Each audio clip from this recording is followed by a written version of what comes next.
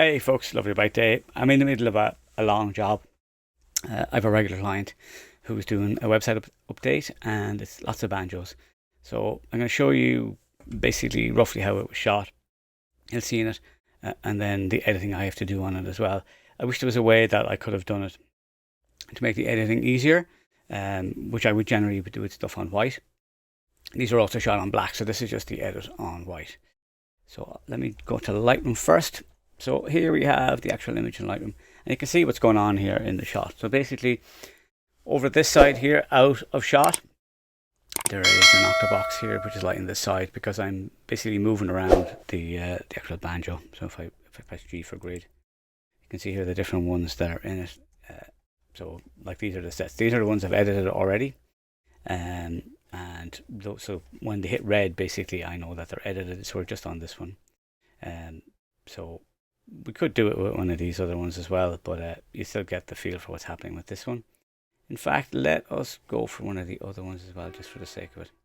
This one here is slightly more complex, because there's a bit of reflection that needs to get added in. So let's do it with that one. So we're going to go edit in, open as layers in Photoshop for these ones. Normally it's just a single open, as you've seen in the others. So these two have opened as layers, or will in a second. And the difference between them is basically just that I've added an extra card in here. So anyway, we'll talk about that in a second. So the light is here. There's another light from here you can actually see reflected along the edge. Here, there's another one from top just to make sure that there's light getting into the actual. So this is bouncing light from here onto the actual headstock. And then this one here, which isn't in both shots, is there just to give a little bit of light on the armrest, basically the metal armrest, so it's a bit of color because it's silver, and it's going to be reflecting whatever is there. The thing that you can see here on the bottom left of frame, that's another larger card that is just bouncing a small bit of light in from the far side. Every time you need to deal with reflection, you should be using white card and black to manage the creation of shape. So I'm actually going to start off by just doing a little fix on that. I don't want all of the paper reflection to be shown there.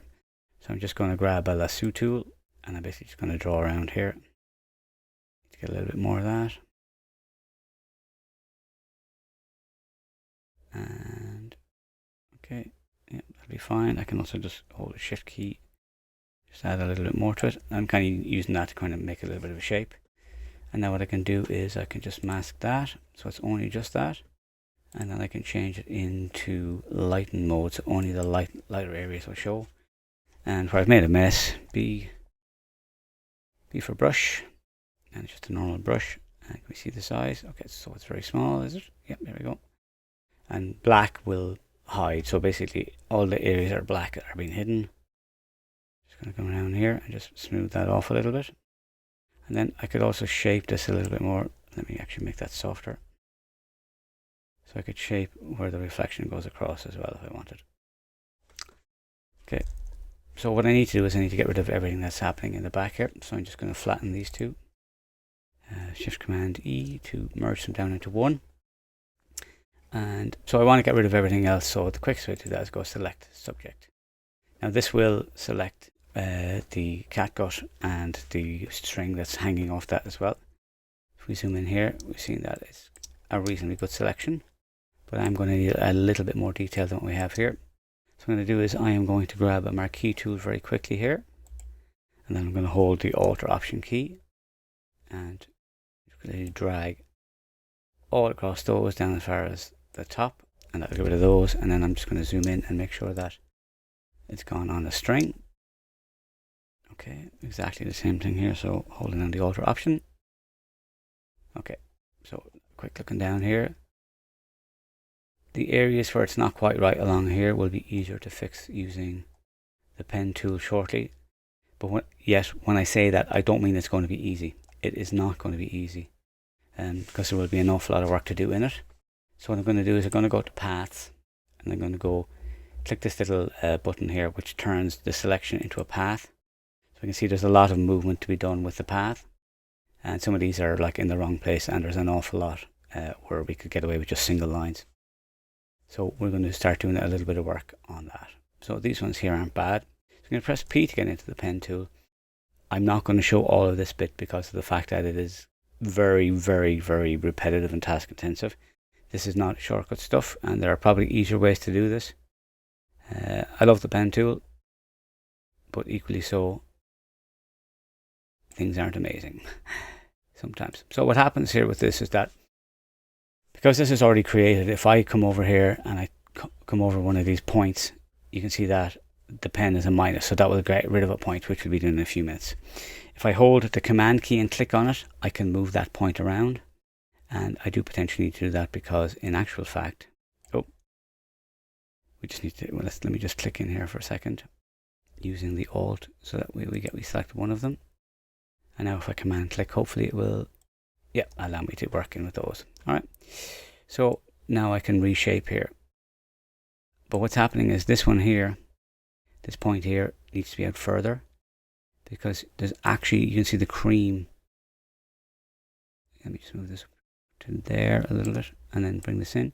You can see the cream of the wood from the shape there. So it hasn't selected that correctly, so I just need to make sure that's getting shaped in there. Okay, yeah, that's nice. And so this is basically what a lot of this is. Sometimes you just have to click on it, get rid of what's already there before. So I'm looking at the top part here, and I want that right first. And then by keeping the Alter option held, I can then break away and do the other one separately. So we talk about, this one here is the same. So I need to come up here and get the angle. There we go. So that sits in properly.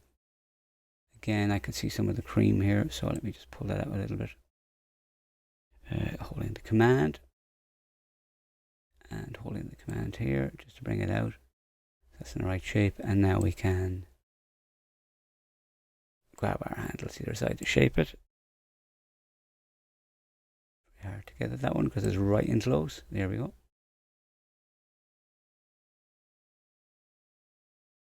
And that one is that way. And then again holding the Alter option, so it allows us to break off and have that one happen separately. Now, the big thing I'm seeing here really is that this could actually be straight down the whole way from here. So command to bring this out. And then I'm going to grab this one here and I'm going to actually bring this one up tight to here. And switch into that Alt key again. Just to bring these in and make them shape correctly in here for this.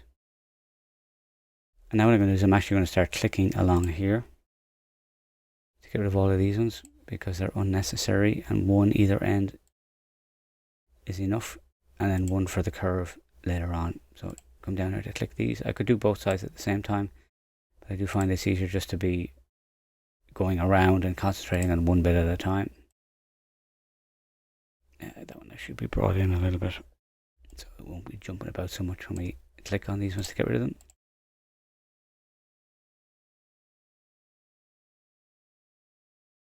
There are some of the frets sticking over the edges, but for this it actually doesn't matter. Okay, that's one that I've added manually myself by accident. So I need to command click on the path again.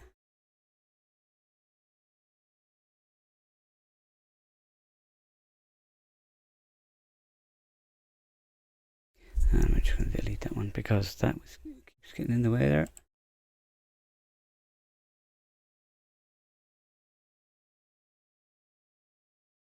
So some of these will be quicker to do manually, but making the whole selection overall is not that easy. So this needs to come way down up here. So it's deciding that it needs to be, again,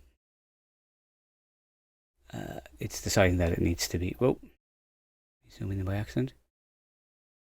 Okay, so this is, some of that is from here, okay. And some of it is from this one. So now what I'm going to do is I'm going to come up here and zoom in here.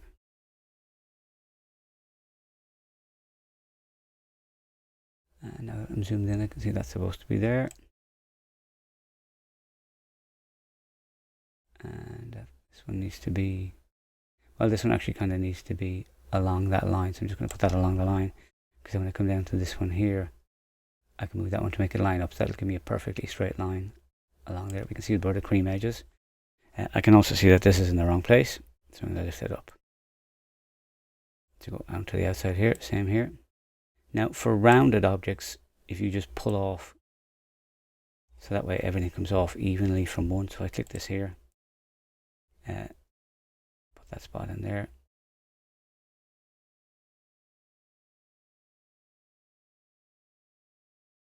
So if you come off at a tangent, it will give you a good curve. And these curves are reasonably okay, or reasonably close. It doesn't have to be perfect, but it does have to be reasonably good. So if I click on that and then I start to drag out here, we can just make sure that we're along the curve there. And if we've done it evenly, it should automatically be along the curve there, depending on where the other one is. So this one will affect it. So if I bring this one in, you'll see that one be more along the curve. Now, that's me hitting the wrong thing while I'm trying to drag.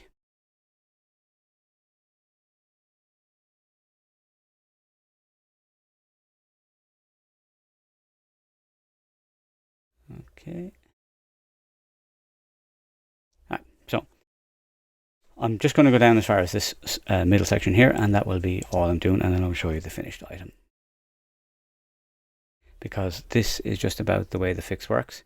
It's not about quick fixes. It's literally, you know, some of the work that you have to do.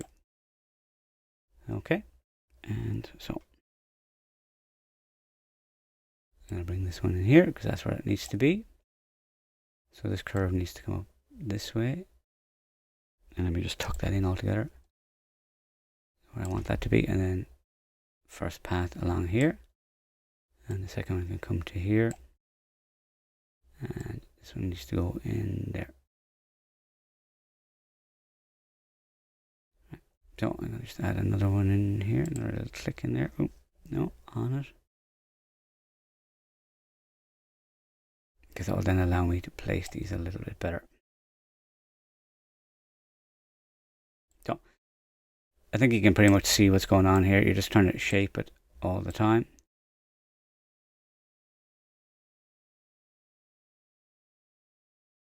And we need another one here because it's going to have to drop into there.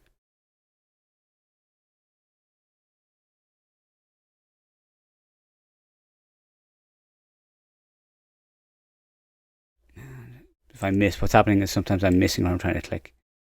And it will just give me the wrong positioning on it. So this is definitely a case of working and talking at the same time, because this is like something I'm actually doing for real. Okay, now I will tidy these up a little bit, but you get the idea from that. Okay, and I'm going to come back now when I've got the rest of it done, and then you will see what's going on for the rest of it.